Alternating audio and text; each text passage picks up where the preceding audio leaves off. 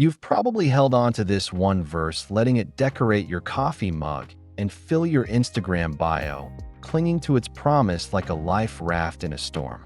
But what if I told you you've been quietly misunderstanding it this entire time, and that misreading is the very reason you still feel a pang of confusion when your life doesn't look like the blessed, straightforward path you were promised?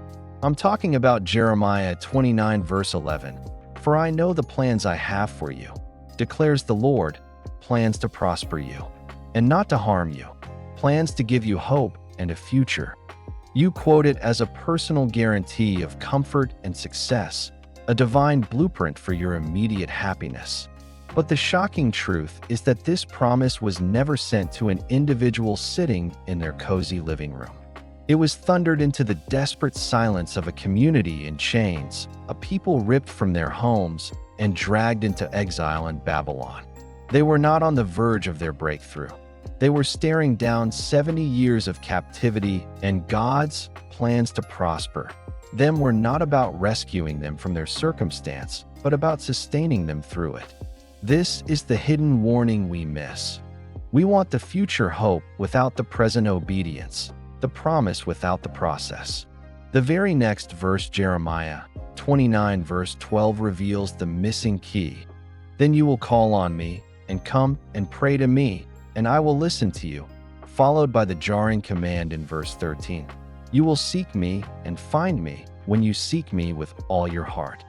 God's good plan is inseparably linked to a wholehearted pursuit of Him, not a pursuit of the plan itself. And that pursuit often looks less like a victory lap and more like a refining fire. This is why you feel that secret tension. You're claiming the promise while resisting the prerequisite, wanting the destination without the journey, the crown without the cross. You see, prosperity in God's economy is not the absence of struggle. It is the presence of purpose within it, the profound peace of knowing that even in the Babylonian exile of your life, your financial ruin, your broken relationship, your season of loneliness, He is actively at work. This is the same principle echoed in Romans 8 verse 28, that in all things God works for the good of those who love Him. But notice it says in all things, not instead of all things. His plan for those exiles included building houses, planting gardens, and seeking the peace of the city that held them captive, a call to bloom right where they were planted, even in the soil of suffering. So the next time you hit a wall, the question isn't, "God, why is this happening when you have good plans for me?" But, "God, how are you wanting to shape my character and deepen my dependence on you right here in this place of waiting?"